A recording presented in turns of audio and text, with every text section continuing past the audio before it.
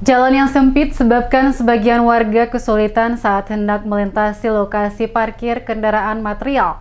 Agar lalu lintas berjalan dengan baik, TNI membantu warga melintasi kendaraan material melalui samping.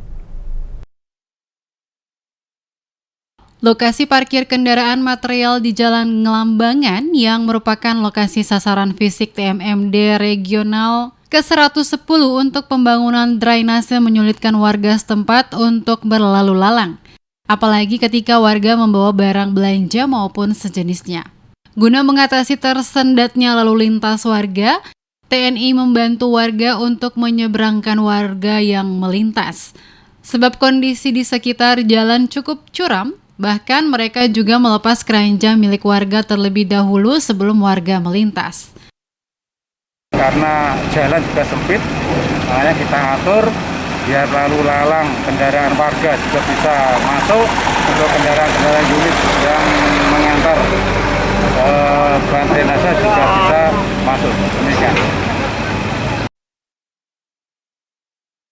Guna mengatasi tersendatnya lalu lintas masyarakat, petugas segera menurunkan material di lokasi.